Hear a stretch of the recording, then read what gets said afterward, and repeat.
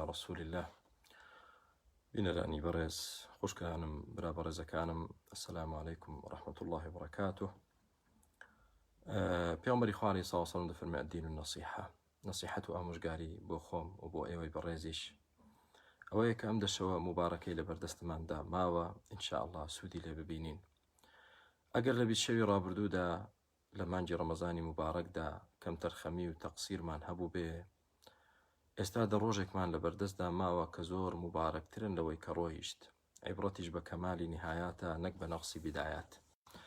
با هەوڵدەین ئەم دەشەوە مبارەکە چۆن پێغەمبەری خوا عەلەیهی سەڵاتو وسەلام کان یجتهد فی العشر الأواخر ما لا یجتهد فی غیره. لەو دەشەوەدا زۆر هەوڵی دەدا و تێدەکۆشە کان یحیی اللەیل کله. بە درێژایی شەو پێغەمبەری خوا عەلەیهی سەڵاتو وسەلام خەریکی عیبادەت دەبوو، خەریکی نوێژ دەبوو، خەریکی پاڕانەوە و زکر دەبوو.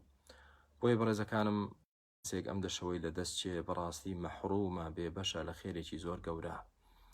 داوا لە خوای گەورە بکەین یارمەتی دەرمان بێ بۆی بتوانین لەم دەشەوەدا خوای گەورە لە خۆمان ڕازیکەین. لەم دەشەوەدا کارێکین خوای گەورە لە گوناهەکانمان ببورێ. لەم دەشەوەدا کارێکین خوای گەورە لێمان ڕازی بێ و عەفومان کە بەهەشتمان بەنسیب بکە.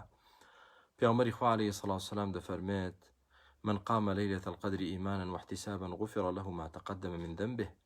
هەر کەسێک لەیلەتول القدر بە هەڵ و نوێژ بکات و عیبادەت کات و زکر و یادی خوای گەورە بکە، خوای گەورە لە گوناهی ڕابردووی دەبورێت. ما تقدم من ذنبه. بەڕێزەکانم ڕاستە شەوی لەیلەتول القدر لە شەوێکی تاکدایە، بەڵام ئەم شەوە تاکە ئایا فعلاً ڕەمەزان لە سەرەتاوە بە هەڵەدا نەچوین ڕۆژێک پێشتر یا ڕۆژێک دواتر بە ڕۆژوو نەبووین، ئەو احتیمالاتە دائیمەن هەرواریدا کەوە لەشەوە تاکەکانیشدا کامیانە بۆ ئەوەی کە لە دەستمان نەچێت. ئەگەر کەسێک بۆ نمونە دەکلی لێ بدرێتێ بڵێ پێی بوترێ یەکێک لەم دەکلیلەیە کلیلی خەزێنەیە کە پڕیەتی لە زێڕ و زی و بە حەڵاڵی بۆ خۆت، ئایا هەر دەکلیلەکە وەردەگرێت یا دەڵێ یاڵا ئاوا قەزا و قەدەر دەست بۆ کلیلێک دەبەم و ئەویان هەڵدەگرن بەشک و خۆی دەرچێت؟ نە، ئێمە شەوێکی مەزن و مبارەک لە بەردەستماندایە با لە دەست خۆمانی نەدەین. بەچی؟ بەوەی هەر دەشەوەکە ئینشاء الله تعالی خەریکی عیبادەت بین، خەریکی شەو نوێژ بین، خەریکی زیکر و دوعا بین. شەوی مسلسلات نییە، شەوی ئەفلام نییە، شەوی جەلسە و دانیشتن نییە، شەوی غیبەت نییە، شەوی فەیسبوک و مەشغوڵبوون بە ئینتەرنێتەوە نییە. ئەم دەشەوە بە هەوڵی ئەوە بدەین ڕابردوومان بسڕێتەوە، ژیانمان بگۆڕێت. براکانم خوشکەکانم، شەوی لەیلەتول القەدر کە خوای گەورە دوعات قبولکە، تەواو ژیانی تۆ بۆ داهاتوو بە گشتی دەگۆڕێت. لە فەقیریەوە بە ئیزنی خوا بۆ خۆشحاڵی، لە خەفەتەوە بۆ ئاسوودەیی و بەختەوەری، لە نەخۆشیەوە بۆ تەندروستی و لەش ساغی ئینشاء الله، لە بێدەسەڵاتیەوە بۆ دەسەڵاتێکی دادپەروەرانە. ئەوەی کە تۆ تیایدایت و ناڕەحەتە خوای گەورە قبولکە، بە ئیزنی خوای گەورە ژیانت گۆڕانکاری بەسەردادێ. کەواتە بە هەمومان لە خوای گەورە بپاڕینەوە، خوای گەورە موفقمان کە. اللهم أعنا على ذكرك وشكرك وحسن عبادتك.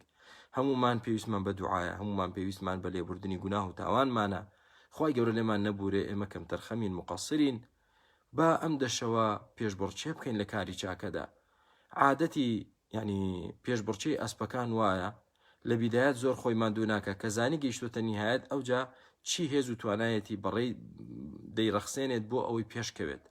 ئێمەش کە تا ئێستاش کەم تەرخەمی هەبوو بێ، با لەم دەشەوەدا ئینشاء الله تعالی هەوڵدەین تەعویزی ڕابردوو بکەینەوە، داوا بکەین لە خوای پەروەردگار موفقمان کە، لە ئێمەش و لە گشت مسلمانان ببورێت، کاری هەموو لایەکمان ئاسان کە، ڕەحم بە هەموو لایەکمان کە و موفقمان کە بۆ ئەو دەشەوانە و بۆ شەوی لەیلەتول القەدر بە تایبەتی.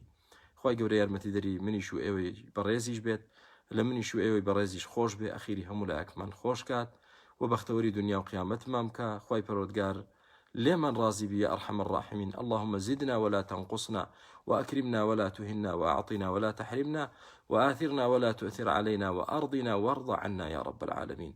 آمين. الحمد لله، وصلى الله وسلم على محمد وآله أجمعين، والسلام عليكم ورحمة الله وبركاته.